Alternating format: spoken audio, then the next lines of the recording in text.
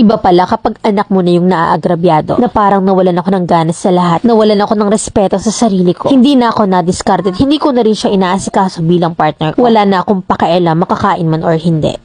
32 years old na ako at meron akong isang anak nung makilala ko yung partner ko. At siya naman ay 29. May sarili siyang bahay at doon kami tumira. Ang bahay na tinitirhan namin ay parang condo style. Building 4 kami at ang building na yun ay may 74 units ng bahay. At sa 74 units na yun ay halos pamilya ng partner ko. Mga tito, tita at first cousin at sa tapat ng building naman namin ay ang mama ng partner ko. Mga kapatid at kamag-anak pa rin. Side ng mama niya, side ng papa niya, in short, nandun ang lahat. Okay lang naman yun sa akin kasi may kanya-kanyang bahay naman. At yung partner ko, tanggap naman niya yung panganay ko, ang anak ko sa una. Nung nagsama kami ng partner ko, nung mga unang araw or weeks ay medyo nakilos naman siya sa bahay. Same kami nagtatrabaho sa SM. Hanggang sa nabuntis niya ako at nung nabuntis naman niya ako ay saktong endo ko na sa work. So nasa bahay na lang ako at siya na lang yung nagtatrabaho. Ginampanan ko ang pagiging housewife, inaalagaan ko siya na yung tipong maliligo na lang siya. Lahat ay handa na kahit ang damit. Inaalagaan ko siyang talaga kasi mahal ko siya eh. Pero dumating yung mga araw na late na siya palaging natutulog. At palagi siyang nalilate sa work. Kaya naman pinagsasabihan ko na agahan niya ang gising. Pero hindi siya nakikinig sa akin. Hanggang sa palagi na niya akong inaaway na wag daw akong nakikialam kasi hindi naman daw ako yung nagtatrabaho. Dumating sa point na palagi na siyang nainom at naalis palagi ng bahay. 8 months ang tiyan ko ng time na yan at wala kaming tubig kasi nga yung building na yun ay walang Maynila. Kaya nakikiigib lang kami sa baba ng building at malayo pa ang lalakarin. Nasa 3rd floor nga pala kami. At dahil buntis nga ako at 8 months din ang tiyan ko that time. Nagising ako ng 3 AM kapag umuulan para magsahod ng ulan at mag-ipon. Samantalang siya nandoon sa inuman at nagsuswimming sila nung time na yon. Wala siyang pakialam sa akin. Hanggang sa nanganak na ako at sobrang hirap kasi ang binigay niya lang sa akin na pera ay 1,000 at pagkakasyahin ko yun ng 15 days. May bigas naman kaso may anak akong maliit na may needs din. Sa sobrang hirap ng buhay na dinanas ko sa partner ko, iniisipan ko magpakamatay at tatulon sana ako sa building. At isasama ko sana yung anak ko. Pero nagdasal ako at nagbalik loob magsimba. Kaya hindi natuloy nung muntik na ako magpakamatay. Kaya kahit 2 months pa lang yung anak ko'y gumawa na ako ng diskarte. Hanggang sa naisipan kong gumawa ng GC sa lugar namin. Sa umaga nagtitinda ako ng fishball, kikiam at sa hapon naman ay merienda. Banana cue, turon, maruya, karyoka at iba pa. Malaki yung kinikita ko, nakakaipon ako at nakakatulong ako sa kanya lalo na sa mga ulam at sa mga needs namin. Yung 1K na bigay niya ay bonus na yon sa akin. Pero dumating sa point na pagod na ako. Kasi gigising ako ng 4 AM mamamalengke at after ng palengke mag-aasikaso naman ako pagpasok sa school ng anak ko. Then after nun ay mag-aasikaso naman ako ng paninda ko. Tuloy-tuloy ang gawa ko sa trabaho. Ako na walang pahinga pero yung partner ko nakahiga lang nagsusugal naglalaro ng ML. Nakapag sinabi ko na maghugas ka naman ng plato, ang gagawin niya magtutulog-tulugan siya. Ang work nga pala niya is stockman sa Shopee sa warehouse at panggabi siya. Ang uwi niya 12 midnight sa bahay. Kaya may time sana na tulungan niya ako sa araw. Pero humihilata lang at nagsi-cellphone siya, naglalaro at nagsusugal. Sobrang nangayayat ako na para bang may cancer kasi sobrang pagod. Pero hindi ako sumuko. Isang beses ay nag-away kami at palagi niya akong pinapalayas. Pero hindi ako lumalayas kasi wala naman akong mapupuntahan. And then isang araw, meron kaming pinag-awayan na may favor ako sa kanya. Pinakiusapan ko siya pero hindi niya yon ginawa. Kaya nagbubunga nga ako habang sumasandok ako ng pagkain. Bigla siyang bumangon sa pagkakahiga niya nun sa upuan at tinumba niya yung lamesa. Sobra akong nagalit kasi yung ulam na niluto ko ay para sana yun sa kanya. Dahil ang gusto ko masarap yung ulam niya sa work. Kaya ang ginawa ko, niligpit ko na yung ulam pero bigla na lang niya akong pinalo ng upuan. Wala akong sakit na nararamdaman, gusto ko siyang gantihan. Papalapit ako nun sa kanya nang bigla siyang natulala at narinig ko na lang na umiiyak yung anak ko. Nagulat ako na habang papalakad pala ako sa kanya ay natulo yung dugo ko at butas yung ulo ko. Dahil yun sa pagkakahampas niya ng upuan sa akin. Sobra akong kinabahan kasi tuloy-tuloy yung daloy ng dugo. Natakot ako na parang mamamatay na ako nun. 2 years old pa lang yung bunso ko at kitang-kita niyang lahat ng nangyari. Humingi ako nun ng tulong at nakita ko ng kapatid niyang lalaki sa building 5 at dinala ko sa tito niya na may jeep. Pagdating ko, dinalagad ako sa emergency room at sabi ng doktor ay ang swerte ko raw kasi hindi ako napuruhan sa ugat. Tinahi yung ulo ko ng 3 beses at kinabukasan nalaman niyo ng ate ko lahat ng nangyari sa akin. Kinuha nila ako at baka raw mapatay na raw ako sa susunod. Pero lumuhod yung partner ko at humingi ng tawad at pinagbigyan ko siya. Isa lang yung hiling ko sa kanya nung binigyan ko siya ng chance. Magsimba kami para buhat kaming may Holy Spirit. Pumayag naman siya pero nung magsimba kami, hindi naman pala bukal sa loob niya. Na kahit nasa loob kami ng simbahan at ngumingiti ako sa kanya, siya naman yung naka-thumbs down. Naiyak ako dahil nasaktan ako dahil hindi niya tanggap ang pagsisimba. Kaya naman mula nun ay hindi ko na siya pinilit. May pamangkin siya na ahead ng 1-year-old sa anak namin. Palaging inaaway ang anak namin at sa ulo niya palagi lagi pinupuntirya. Kaya naman kinausap ko yung nanay ng pamangkin niya. Nasabi ko baka naman po pwede na wag namin paglapitin kasi nga palaging nag-aaway. Na palaging napupuruhan yung anak ko pero wala lusot pala sa kabilang tenga. Isang beses pa dinala niya yung pamangkin niya sa bahay at nagulat ako. Pero tahimik lang yung partner ko. Nagwawalis ako nun sa labas nang biglang may lumagabog at pumasok ako dali-dali ng bahay at ayun nga, iyak nang iyak yung anak ko. At nung tanungin ko yung anak ko, inumpog daw siya sa pader ng pinsan niya. Nainiwan pala sila ng partner ko sa taas at ang partner ko naman nun nasa baba at nagsi-cellphone lang naman. Kinabukasan nagluluto ako nun at ako upo sa upuan at nagsasalita ako nang sabi ko sa kanya, inaaway ng pamangkin mo yung anak mo. Tapos pinapunta mo pa dito sa bahay, okay lang sana kung pinapunta mo basta nakabantay ka. Ang kaso hindi iniwan mo tapos nag-cellphone ka lang. Asan ba yung utak mo? Kausapin mo yung kapatid mo na mag-adjust kaming mga nanay na huwag talagang paglipitin ng mga anak namin kasi nga nag-aaway. Pero sobrang sakit ang sinagot niya sa akin. Sabi niya, kung gusto mong mag-adjust, kayo yung mag-adjust. Maluwag ang pinto ng bahay para sa inyo. Sobrang sakit na ganun yung sagot niya at hindi daw niya kakausapin yung kapatid niya at kami raw yung mag-adjust. Harap-harapan ako umiyak sa kanya at ang sabi ko, anak mo yung inuuntog sa pader. Na ang gusto ko lang naman kaming mga nanay yung mag-adjust pero parang kami pa yung mali sa'yo. Para bang mas pinipili mo pa yung kapatid ng pamangkin mo. Sobrang iyak ko nun kasi iba pala talaga kapag anak na yung nadadamay. Siya yung naagrabyado at walang kasing sakit yun. Kaya simula nun nawalan ako ng gana. Na parang nawalan ako ng respeto sa sarili ko, nawalan ako ng gana magtinda, dumiskarte. Hindi ko na rin siya inaasikaso bilang partner ko at wala na rin akong pakialam sa lahat. Makakain man or hindi, nawalan na ako ng kasiyahan as in. Nagdasal ako sa Panginoon habang umiiyak na kung hindi man ako makasal sa taong to at hindi man ako pahalagahan, ilayo na lang niya ako. Pero paano? Ayokong mapunta sa ate ko, ayokong maging palamunin at dagdag problema lang nila. Kaya naman naisipan kong mag-download ng dating app at dating app na maraming afam. 2 months akong nakipag-chat pero puro bastos at scammer lang naman ang nandun. May bayad ang app na yon pero kahit na may bayad ay marami pa ring scammer. Hanggang sa may afam na nag-message sa akin na taga Europe, Norway. Nagkaka-chat kami, nag-video call hanggang sa 2 weeks na pag-uusap namin ay plano na niyang pumunta sa akin. Sabi ko sa kanya single mama ko at nagkita nga kami. Hindi ko akalain na magugustuhan niya ako. Umuwi siya nun sa kanila at nung bumalik siya dito sa Pinas ay nag-propose na siya sa akin. At pangatlong punta niya ulit sa Pinas ay kinasal na kami sa Malaysia, Kuala Lumpur. Ngayon nag-aantay na lang kami ng spouse visa at ngayong taon ang resulta. Sana ma-approve yung visa namin para tuluyan na akong doon tumira. Simula ng kinasal kami ay sinusuportahan niya na kaming mag-iina. At namumuhay kami ng mga anak ko dito sa Manila. Nung nalaman nga pala ng ex ko na lumayas kami mamilan sa bahay niya, todo hingi siya ng tawad para bumalik lang kami. Na lahat daw ay gagawin niya pero sabi ko huli na wala na. Salamat mamilan sa pagbasa ng kwento ko at kung may gusto ko yung ipayo sa akin ay makikinig lang ako. Letter sender,